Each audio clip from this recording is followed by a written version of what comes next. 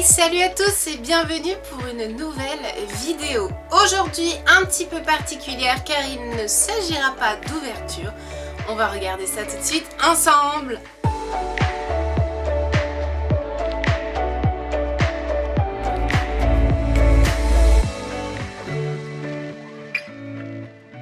Alors, après multiples demandes que vous m'avez faites, qui m'ont fait extrêmement plaisir. Déjà, merci beaucoup de votre soutien. Je trouve ça juste extraordinaire qu'en l'espace de si peu de temps, il y ait déjà autant de monde qui soit motivé et hyper content de mes vidéos. Donc rien que pour ça, je vous dis un grand merci.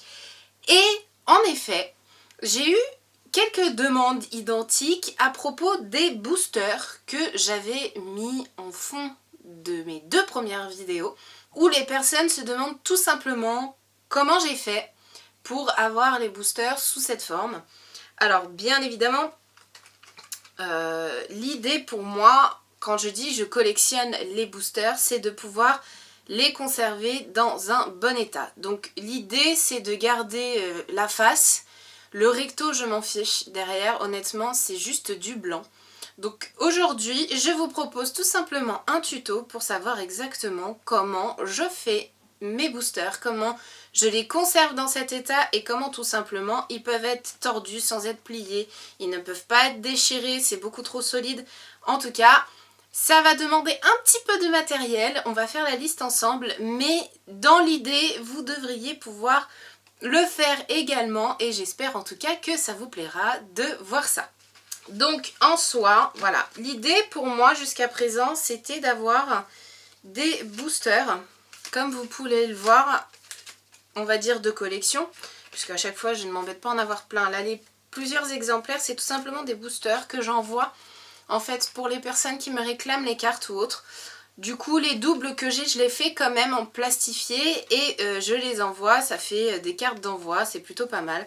Mais du coup voilà, ça ressemble un peu aux cartes Pokémon puisque j'ai décidé de les faire en bord arrondi comme vous pouvez le voir, un peu tout autour, et il y a une raison aussi technique à les faire plutôt arrondi que pointu, on va voir ça ensemble. Mais bon, l'idée c'était de conserver les boosters, qui ne puissent pas se déchirer, vous voyez, j'essaye de le déchirer, ça ne marche pas. Plier en soi, il faut vraiment y aller, puisque c'est extrêmement souple, donc du coup, il a moins de chances tout simplement de s'abîmer que si je ne le plastifie pas. Alors, en soi, l'outil ultime dont vous avez besoin pour réaliser ça, c'est une plastifieuse. Pour ceux qui ne savent pas ce qu'est une plastifieuse, c'est tout simplement ceci. C'est une machine qui va nous aider à plastifier avec de la chaleur tout objet calé entre deux feuilles plastiques. Faites pour ça.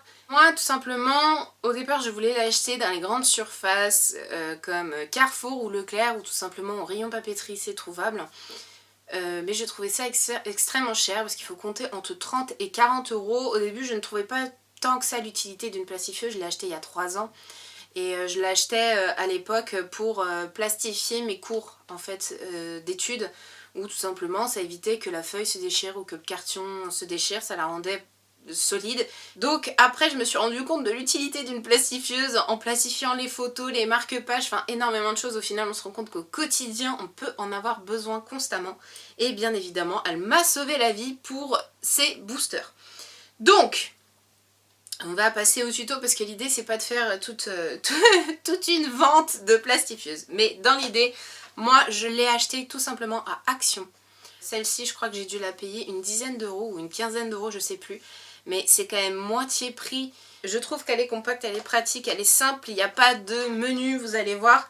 Je vais l'allumer tout simplement pour qu'elle puisse avoir le temps de chauffer. Parce qu'une plastifieuse doit être à température pour que le booster déjà ne crame pas en dessous, et puis tout simplement pour que le passage soit efficace dès le premier et que vous n'ayez pas besoin de faire 10 passages non plus, parce que si c'est pas assez chaud les feuilles ne collent pas tout de suite et du coup vous devez repasser, ce qui n'a aucune utilité. Donc comme je vous disais, le menu est simple, bouton rouge quand elle chauffe, bouton bleu quand elle est prête. Donc pour le coup on peut pas dire que ce soit très compliqué. Donc je vous la mets sur le côté parce que l'idée ça ne va pas être de se concentrer sur la plastifieuse pour le moment. On a énormément de choses à voir avant. Voici les feuilles de plastique qui vont aller dedans et qui vont chauffer. Alors c'est des feuilles spéciales, un peu comme du calque, pour ceux qui connaissent le calque. Et en gros c'est comme si c'était 2 feuilles de calque spéciale température que vous allez pouvoir trouver.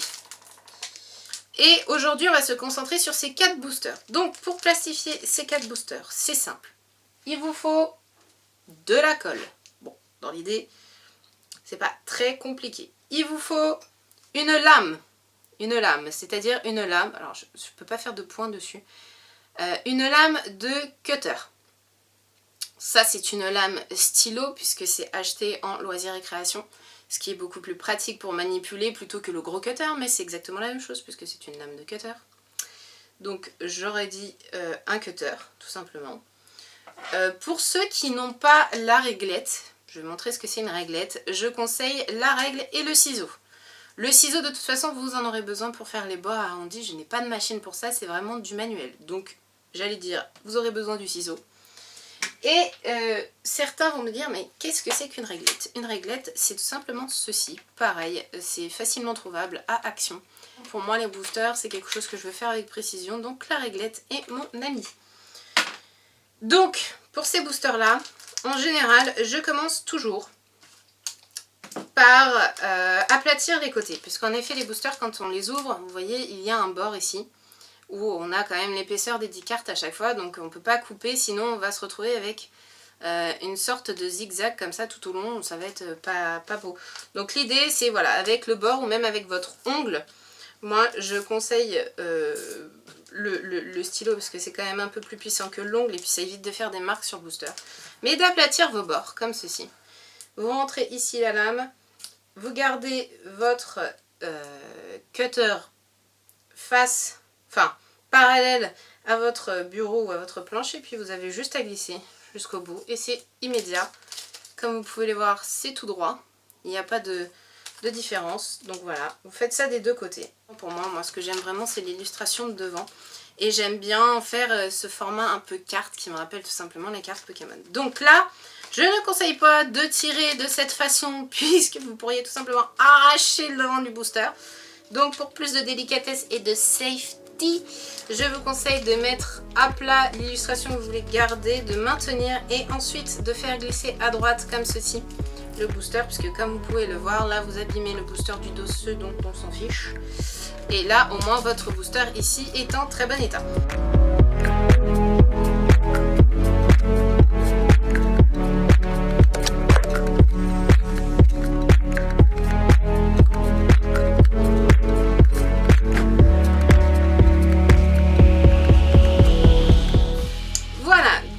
On se retrouve maintenant avec nos 4 boosters, toujours pareil, toujours en très bon état.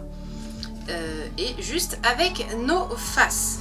Donc voilà, on a les 4 boosters. Donc maintenant, on pourrait les plastifier comme ça directement. Mais comme vous pouvez voir, c'est super fin, c'est super fragile. Et je me dis que même avec les 2 feuilles de plastification, ça ne suffirait peut-être pas à les rendre assez solides. Et l'idée, c'est toujours de doubler la feuille. Donc là, vu que j'en ai 4 aujourd'hui, sur cette feuille-là, je peux en rentrer 3. Je pense, si on serre bien. Voilà, ouais, je peux en rentrer 3 sur une demi-feuille. Donc voilà, l'idée pour moi, c'est toujours avoir une épaisseur de 2 feuilles. Donc quand je fais une planche complète de 6, je colle feuille sur feuille. Donc je vais coller mes boosters et comme vous pouvez le voir, je n'ai toujours pas découpé le petit embout. Et vous allez comprendre pourquoi. Déjà parce que ça ne sert à rien de le couper tout de suite. Ça va vous demander de mettre vos doigts à l'intérieur avec la colle. C'est pas hyper pratique parce que si c'est pour mettre de la colle sur le devant, c'est pas hyper bon. Donc en fait je vais coller toute cette partie sauf celle-là et ça va me permettre ici de coller le booster sans toucher à la colle, tout simplement. Donc là, pas de surprise, vous collez le derrière et vous les collez sur votre feuille blanche.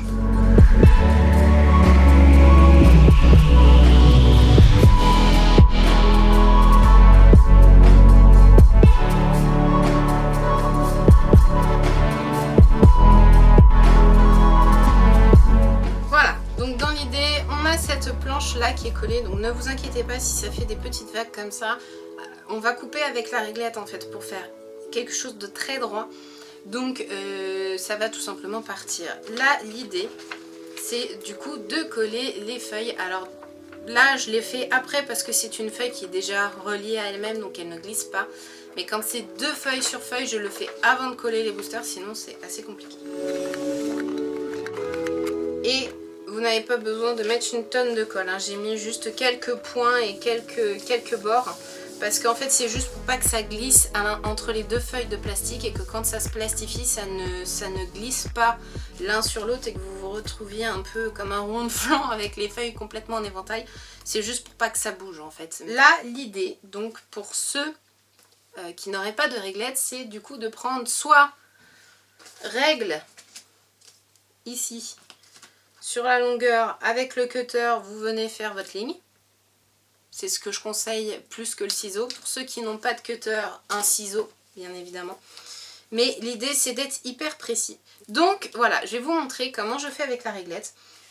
C'est quelque chose d'assez simple, hein, il n'y a rien de bien compliqué. Et c'est pour ça aussi que j'adore cet outil, parce que pour le coup, il n'y a rien de plus simple. Vous prenez votre feuille, vous glissez en dessous.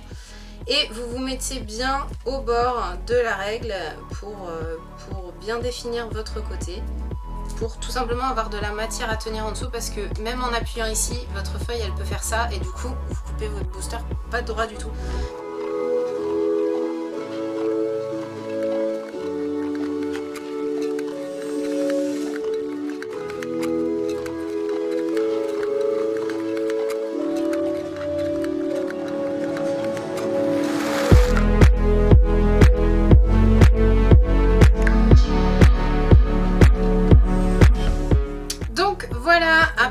Découpe nos boosters qui sont presque finis. Il ne nous restera plus qu'à faire les angles et je vais vous expliquer comment faire ces angles. Et là vous allez me dire, mais du coup pourquoi faire des angles arrondis quand on a des angles tout simplement propres, bien droits, etc. Outre pour moi l'esthétique du coup qui se rapproche plus d'une carte Pokémon, c'est un choix personnel, mais c'est aussi un choix pratique et pour la durée du temps du booster. Pourquoi? Tout simplement parce que quand on a un booster comme ça, je m'arrange toujours pour que la plastification que je fais soit arrondie. Pourquoi? Parce que tout simplement, si on regarde ici, si je fais ça avec le temps, c'est comme on corne tout simplement en fait nos pointes, nos pages, et tout simplement parce que c'est une pointe et que du coup c'est physique, ça va automatiquement se corner ou se plier. Alors que si c'est une pointe arrondie, c'est beaucoup plus dur. Vous voyez, j'essaye de forcer, mais ça ne... Alors, outre le fait que ce soit solidifié, bien sûr, le fait que ce soit arrondi rend tout simplement difficile le fait que le coin se corne. Et c'est tout simplement pour préserver le booster, qu'il ne se plie pas, qu'il ne se corne pas, qu'il ne se déchire pas. Bon, même si bien évidemment, on fait une très grosse prévention en plastifiant le booster, pour ma part... Moi j'aime bien le design des cartes et j'aime bien m'en rapprocher. Donc je vais venir tout simplement ici, couper mon bord juste en arrondi. C'est pas un énorme arrondi, hein, c'est vraiment un tout petit arrondi. Qui s'amplifiera bien évidemment avec le booster. Et c'est vraiment histoire de faire un petit arrondi au bout.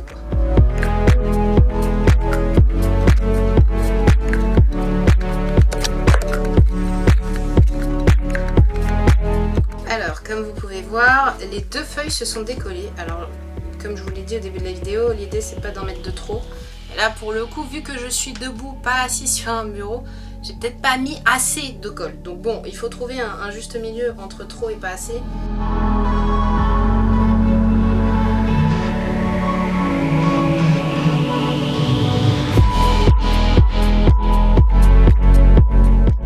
Et donc comme vous pouvez voir, on se retrouve avec des boosters et des points arrondis. Les coins arrondis, donc c'est juste... Moi je trouve juste super comme ça, quoi. Moi je trouve ça génial, ils sont déjà un peu plus résistants, vous voyez, ils se tiennent un peu plus.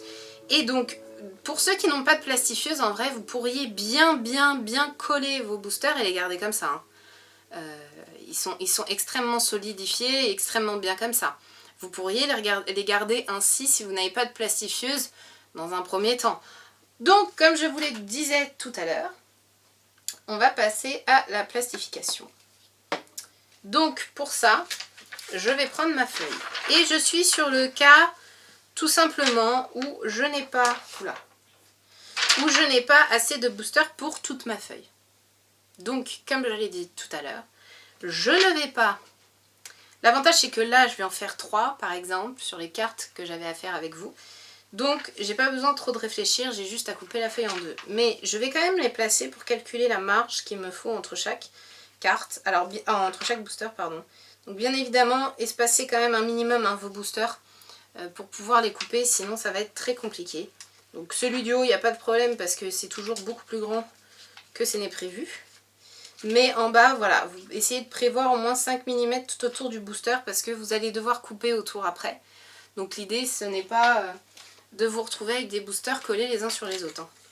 Ça, c'est quelque chose d'hyper important. Donc après, moi je vais venir placer ma réglette juste ici.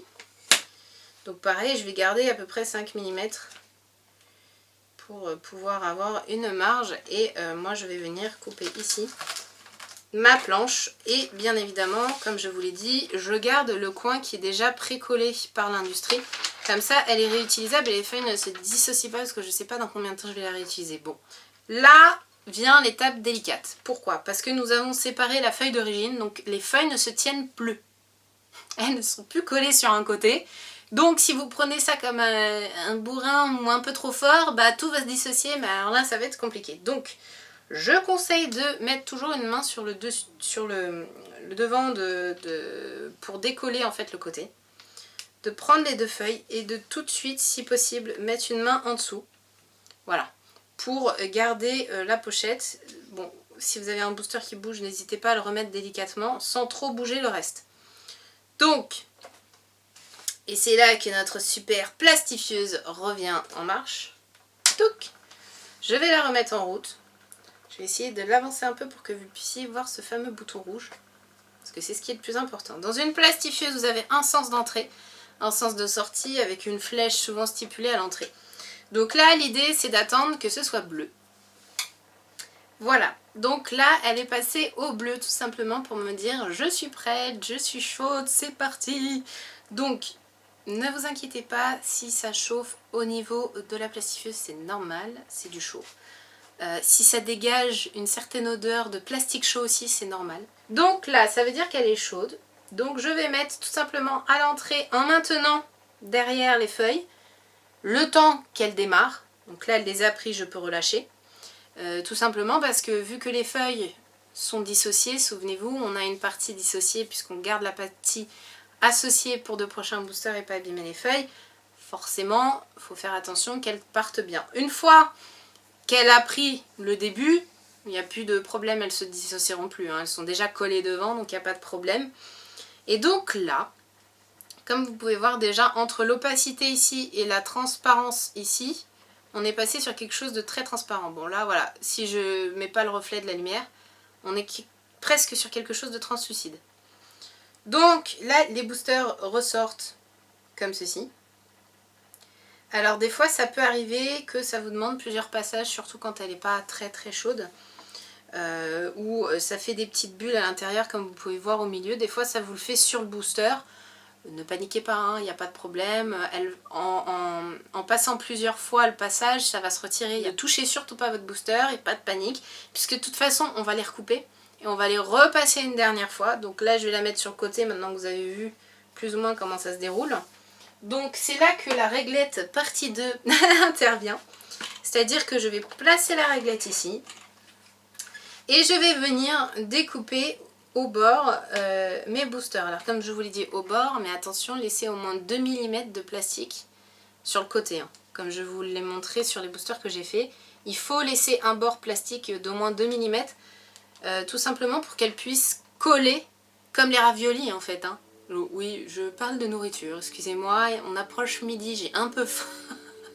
Mais c'est un peu comme les raviolis, on aplatit les bords d'un ravioli tout simplement pour pas que la viande sorte. Bah là c'est le même principe. Pour pas que votre booster s'ouvre entre les deux feuilles, il faut qu'elle puisse, entre guillemets, chauffer le contour. Donc il ne faut pas être au bord du booster, sinon ça ne marchera pas.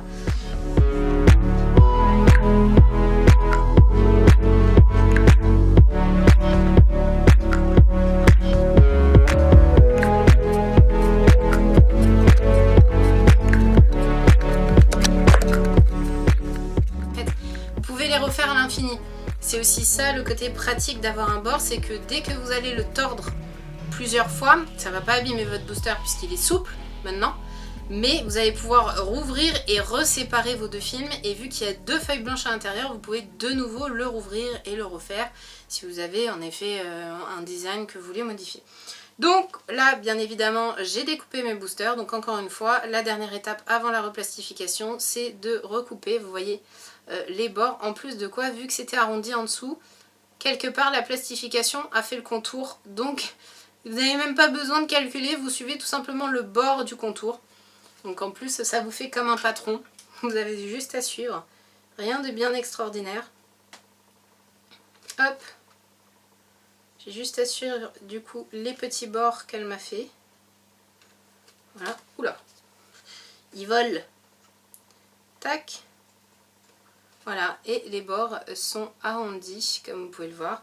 Et donc là, ma plastifieuse est bleue et je peux le remettre une dernière fois à l'unité dedans. Comme ça. Il sera replastifié une dernière fois puisque comme je vous l'ai dit, il y a ce côté un peu... ce côté où dès que vous le bougez, ça peut se rouvrir. Surtout quand vous faites qu'un seul passage. En général, quand vous plastifiez quelque chose, que ce soit un booster, une photo, un marque-page, il faut faire plusieurs passages pour que ça se colle vraiment bien. Toute plastifieuse que ce soit. Hein. Bien évidemment, ça colle dès le premier passage, mais c'est juste par sécurité pour que vous soyez sûr que ça colle bien et que ça corresponde bien à ce que vous voulez. Du coup, hop.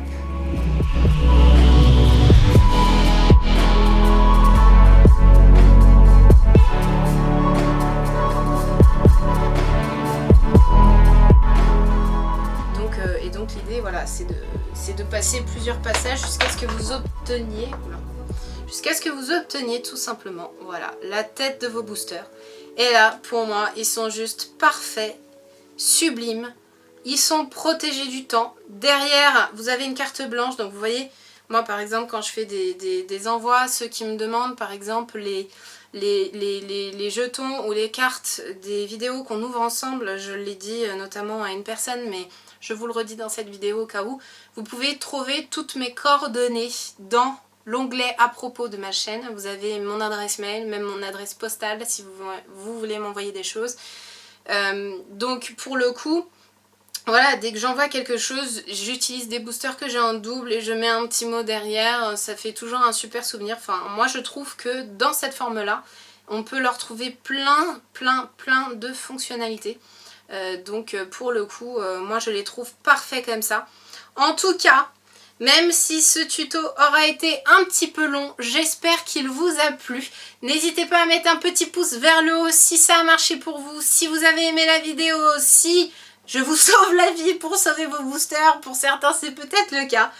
En tout cas, je vous dis à très vite. Je vous fais plein de gros poutous. N'hésitez pas à laisser des commentaires sur vos avis. Et je vous dis à très vite pour plein d'autres ouvertures. Ciao, ciao!